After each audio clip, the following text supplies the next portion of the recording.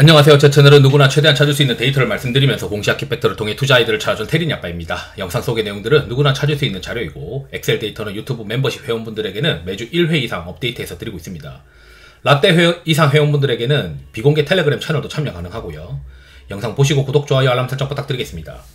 어제 이제 주식을 좀 팔기 시작했고 오늘 이제 그대로 들고 유지를 하고 있는데 그 와중에 이제 델 실적 발표가 내일이다 보니까 뭐 단기 트레이딩 개념으로 이제 서버 관련된 기업들을 조금 사놓고 내일 이제 시가에 뭐 팔던지 말던지 뭐 이렇게 고민을 하고 있거든요.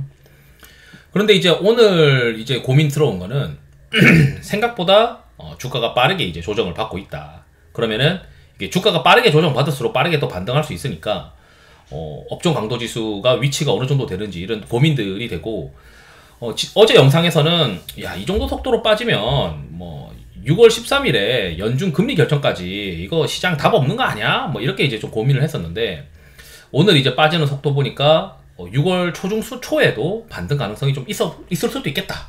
이런 생각들도 듭니다. 한번 같이 보시죠. 이게 이제 오늘 날짜로 이제 업데이트 한 거고 5월 30일 기준인데 이게 평균적으로 얼마까지 올라가냐라고 하면 제가 내본 평균은 이게 스탠다드 EB 이래가지고 이게 0.3이에요. 0.32. 그러니까 위로 0.3 정도까지 올라갈 수 있다는 거죠. 표준 편차 기준으로. 그럼 이게 0.1입니다. 0.1. 하루에 이제 0.4씩 올라간다. 라고 이제 우리가 가정을 해보죠. 오늘처럼 이제 뭐 되면서.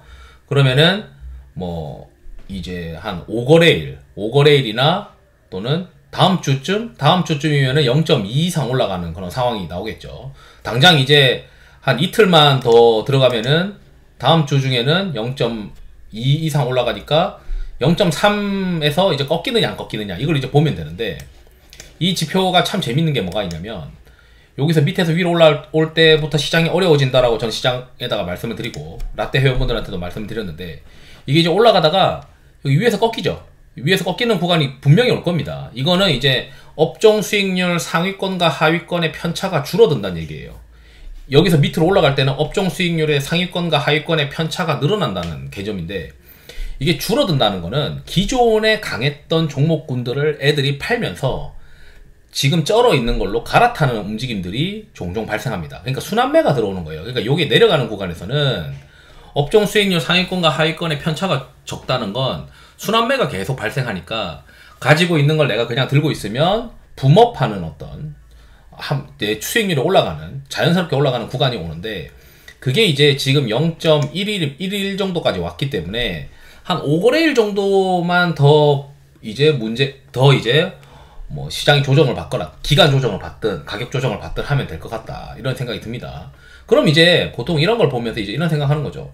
그러면 앞으로 5거래일이라 앞으로 한 넉넉 잡아 한 10거래일 뒤에 뭐가 있을까? 우선 뭐 6월 13일 날 연준 금리 결정이 있다고 어제 이제 말씀드렸는데 여기 이제 investing.com에서 경제 캘린더를 보면 다음 주에 어떤 일들이 있을까 이런 고민들을 할 수가 있어요. 여기 보게 되면 5월 30일에 우선 미국에서 소비자 물가가 이제 발표가 돼요. 그리고 이제 다음 주로 가보죠. 다음 주 중에 조정이 좀 마무리될 수 있는 어떤 로직이 어떤 이벤트가 있을까? 그 이벤트가 뭘까? 그걸 고민해 보자는 거거든요. 여기 내려가서 보면 여기 이제 고용 관련된 지표가 이제 있고 여기서도 이제 고용 관련된 지표가 있습니다. 그래서 6월 6일과 6월 7일에 고용 관련된 지표가 발표가 되면 제가 생각했을 때 시장에서 고용이 이제 좀 둔화되고 있는 거 아닌가 이런 생각을 할 가능성이 높아 보인다.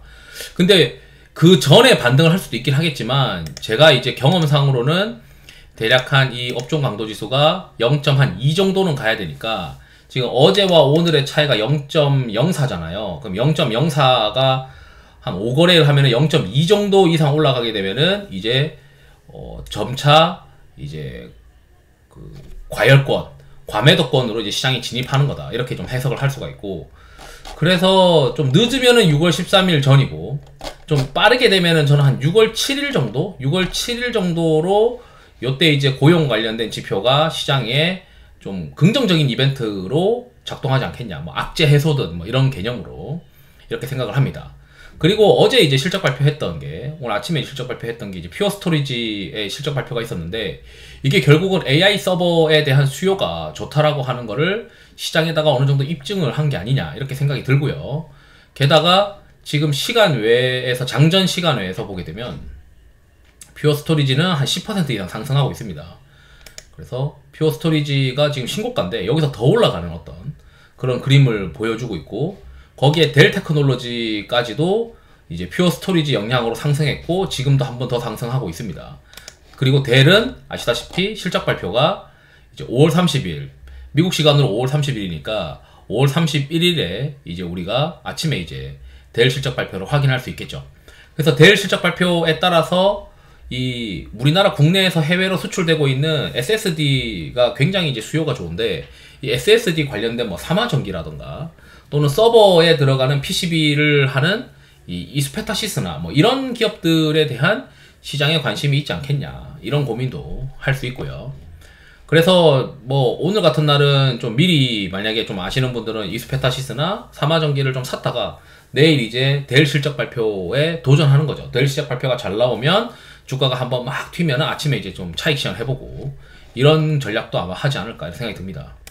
게다가 이제 우주항공청 관련해서 2045년까지 뭐 100조 투자한다 뭐 이러면서 이제 시장에서 이제 지금 시간외로 강한 것 같은데, 잘 모르겠어요. 저는 뭐 저는 이제 이 업종 강도 지수가 문제가 되고 있는 구간에서는, 그리고 3일, 5일, 10일 이평선 코스닥 지수가 깨져 있는 상황에서는 주식을 추가적으로 잘 늘리진 않아요. 다 단타로만 합니다. 그냥 깔고 있다가 주력 컨셉들을 유동성이 그동안 계속 공급됐고, 오늘도 이제 보면은 뭐 AI의 반도체, 전력기기, 에너지, 그 다음에 수출에서는 화장품이랑 뭐 음식료, 이런 것들이 계속 그래도 수급이 공급이 되고 있어요. 유동성이 공급되고 있기 때문에 그런 것들을 이제 라이트하게 깔고 있고, 거기서 이제 시장이 좀 위에서 밑으로 꺾이는 것 같으면, 요게 위에서 밑으로 꺾이면은 주도 업종이 좀 바뀔 수가 있어요.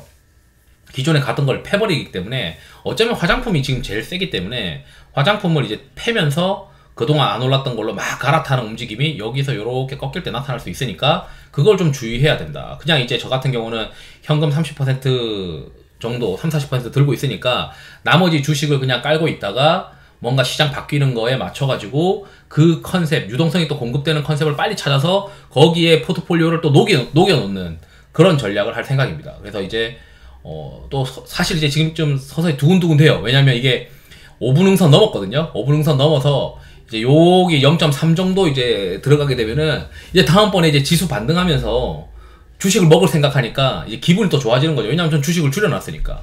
그래서 저는 이제 주식이라는 게 리스크 포지셔닝을 열었다 닫았다 열었다 닫았다 하는 거다라고 이제 말씀드리고 있고, 그 여는 거는 이제 리스크 포지션을 여는 거는 이제 위에서 찍고 내려올 때, 그리고 리스크 포지션을 서서히 닫는 거는 밑에서 위로 올라갈 때, 이 붉은색 업종의 쏠림을 잘 활용하고 있습니다. 거기에다가 코스닥 지수 3일, 5일, 11선, 이평선이 모두 깨지냐 안 깨지냐, 거기에 따라 주식을 100% 할 거냐, 또는 깨졌다면은 뭐 70%, 만약에 이제 많이 오른 상태에서 3일, 5일, 11선 깨지고 업종 강도 지수가 올라가는 국면이었다면 이제 현금 비중 50% 이상, 뭐 이렇게 이제 로직을 저는 막 짜놨거든요.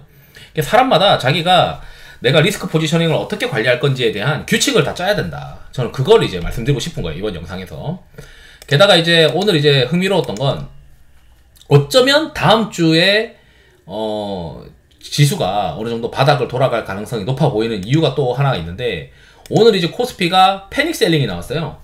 그래서 이제 매도가 굉장히 강했다. 매도가 강했다가 매수가 강했다가 매도가 강했다. 그러니까 손바뀜이 막 지금 발생하고 있는 거다라고 보시면 되고, 여기서 이제 5거래일 안에 이제 손바뀜이 한번 나타난다면 이제 다음 주에 이제 손바뀜이 발생하면서 어느 정도 저점으로 들어가지 않을까, 그런 생각도 하게 됩니다. 그래서 요게 이제 한 0.3까지 안 가고 0.2에서도 이제 위에서 이렇게 가다가 떨어지는 경우도 있거든요. 그래서 이제 요게 어느 정도 다음 주에 올라가는 국면이 이제 나타났을 때, 그걸 보고 이제 시장에서 주식을 좀 늘려나가는, 그러니까 다음 주 초에는 상황 잘 보고 주식을 늘려나가는 시기가 되지 않을까, 이런 기대를 서서히 또 하는 거죠. 그리고 나서 만약에 어떤 사람들이 신용을 내가 쓴다, 그러면 이거는 꺾이고 나서 이제 여기서 이렇게 딱 꺾이는 걸 모습을 보고 난 다음에 신용을 써야지, 여기서 이게 딱 꺾일 때 시장이 막 변해요. 그러니까 오르던 거 떨어지고 떨어지는 거 올라가고 막 시장이 막 뒤죽박죽 되니까 기존의 컨셉대로 계속 유지해버리면은 오히려 손실이, 시장은 반등하는데 내가 손실 날 가능성이 있으니 요게 이제 꺾이는 걸 모습을 보고 어떤 컨셉으로 시장에 들어가는지를 보고 그 다음에 만약에 신용을 쓰는 사람들은 그때 신용을 써야겠죠. 근데 저 같은 경우는 지금 현금으로지만 플레이를 일단 하다가 이게 꺾이는 게 추세가 확인이 되면은 그때는 이제 신용을 또 쓸 수 있다면은 뭐 써보는 거고 뭐 다 짧게 써보는 그런 방법도 있겠죠. 어쨌든 지금은 현물, 신용 쓰면 안 되고 현물 위주로 계속 해야 된다고 말씀드렸고, 현물 위주로 계속 플레이 하다가 이제 0.3쯤에서는 피크아웃하는, 붉은색이 피크아웃 하길 지금 기도를 하고 있고, 지금 일단 코스피가 과매도 나왔다는 점, 그 다음에 이제 주중에 이제 이벤트가 중요한데 그 이벤트에서 다음 주에 6월 7일 금요일에 고용 지표 있고, 그 전날 6월 6일에도 이제 고용 관련된 지표가 있다. 그래서 시장은 여기도 ADP 비농업 부분 고용 변화가 또 있잖아요.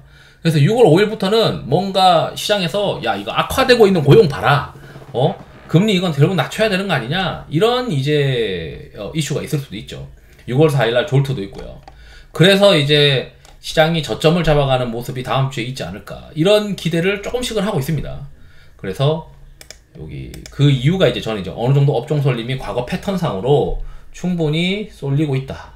업종이 쏠리는 거는 두 가지 이유인데, 시장이 박살나든지 아니면 진짜 에코프로 같이 하나만 올라가는 그런 장이 오든지 그건데, 지금 현재 에코프로만 하나만 올라가는 그런 장은 도래하기 어려운 시기이기 때문에 결국은 이제 제가 생각했을 때는 시장의 조정이 어느 정도 진행이 되고, 이게 재밌는 게도 지난번에도 말씀드렸는데 업종 쏠림이 이 전반부와 후반부가 있는데, 전반부는 그래도 해볼만 해요. 이 전반부에는 주도 업종이라는 게 그래도 좀 살아있어요. 근데 후반부가 정말 힘듭니다. 오늘같이 이제 후반부 3일, 5일, 10일 이평선을 깨는 모습이 나타나고 나서 이제 발생하는 후반부는 더 힘듭니다. 오히려 이제 심지어는 이게 반등해서 올라가는 국면에서 3일, 5일, 10일 이평선 코스닥 지수가 다 깨버려가지고 아예 이 올라가는 국면 자체가 완전 그 고통인 국면도 종종 발생하긴 합니다. 근데 어때 지금 현재는 이 업종 쏠림이 후반부이고 3일, 5일, 10일 이평선을 모두 깬 상태이기 때문에 계속 주의를 해야 되고, 함부로 주식을 막 사면 안 됩니다.